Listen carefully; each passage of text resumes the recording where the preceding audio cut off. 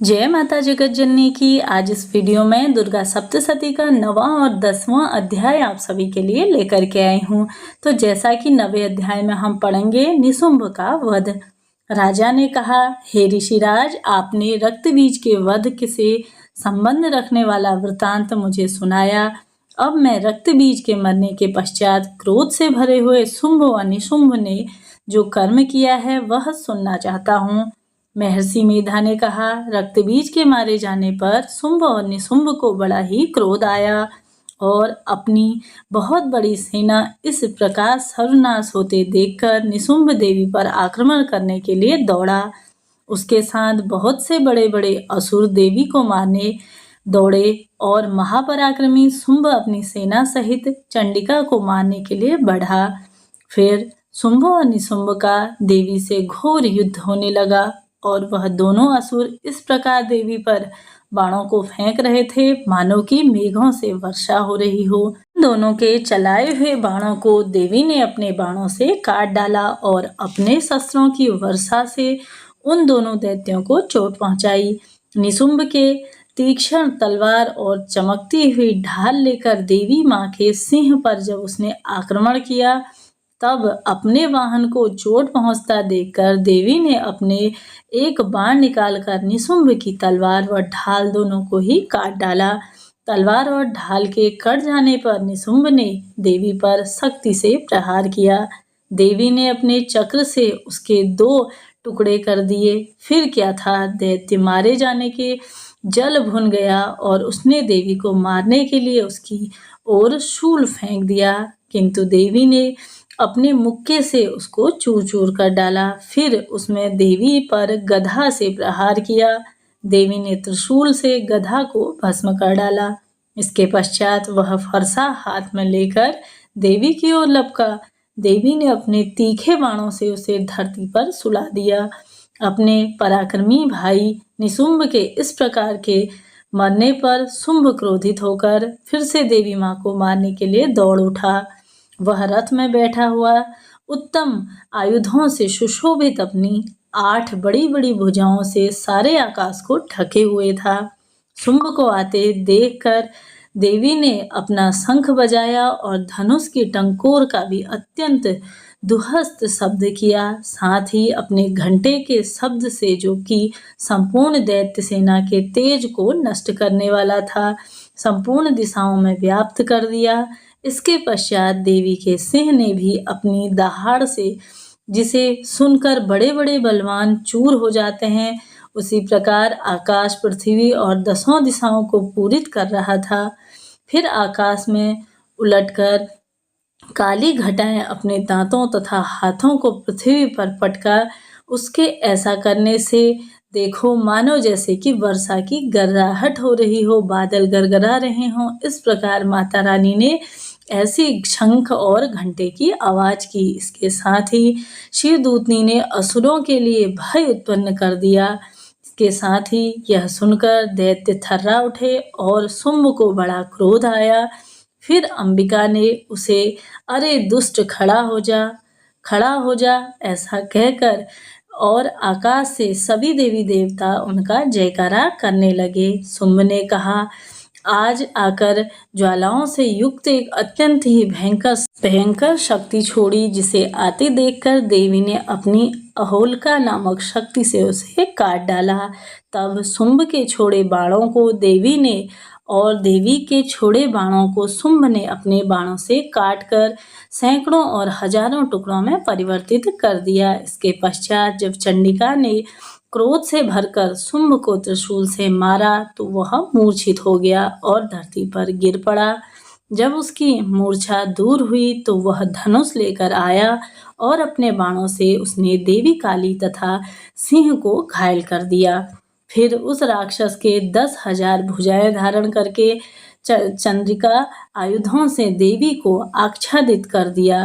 तब भगवती दुर्गा ने कुपित होकर अपने बाणों से उन चक्रों तथा बाणों को काट डाला। यह देखकर निशुंभ हाथ में गदा लेकर चंडिका को मारने के लिए दौड़ पड़ा।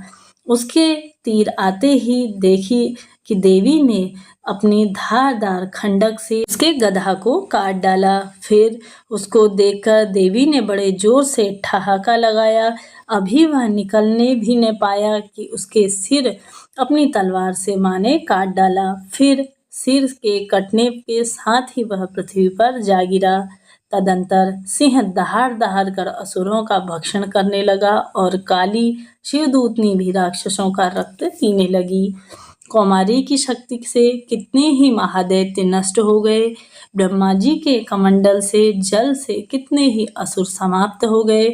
कई दैत्य माहेश्वरी के त्रिशूल से विदीर्ण होकर पृथ्वी पर जा गिरे और बाराही के प्रवाहों से छिन्न छिन्न होकर धराशायी हो गए।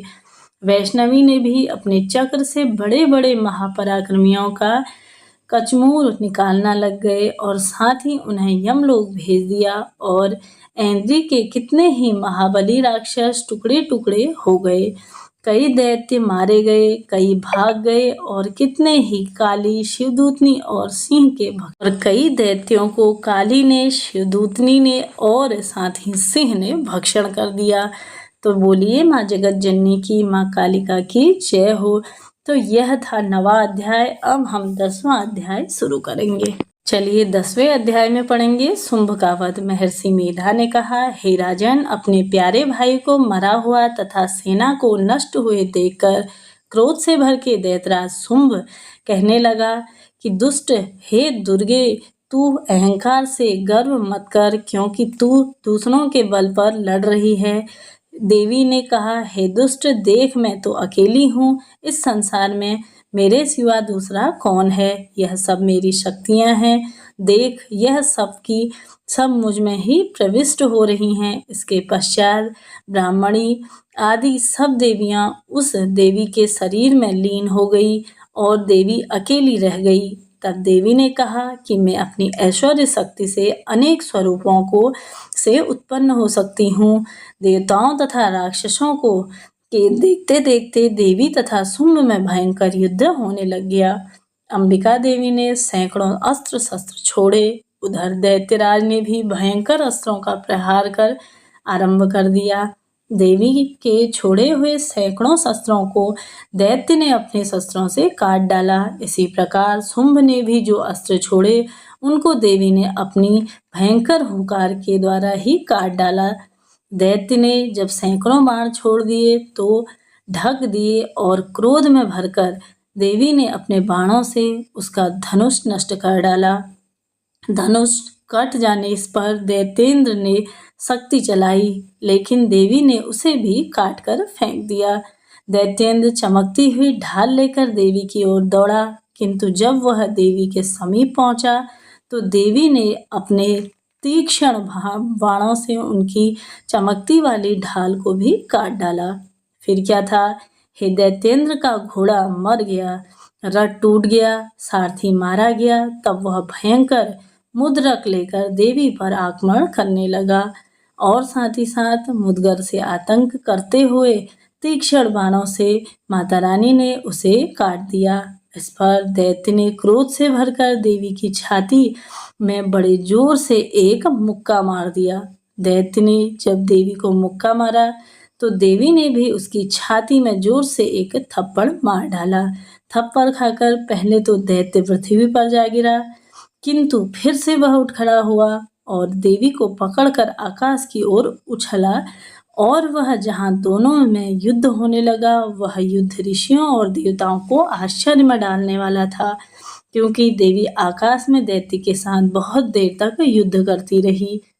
फिर देवी ने उसे आकाश में घुमाकर पृथ्वी पर दे गिराया। फिर वह दुष्ट आत्मा दैत्य पुनः उठकर देवी को मारने के लिए दौड़ा। तब उसको अपनी ओर आता हुआ देखकर देवी ने उसकी छाती विदीर्ण कर दी, उसको पृथ्वी पर पटक दिया। देवी के त्रिशूल से घायल होकर उस दैत्य के प्राण पखेरु उड़ गए और मरने पर समुद्र, द्वीप, पर्वत, पृथ्वी सब कांपने लग गई।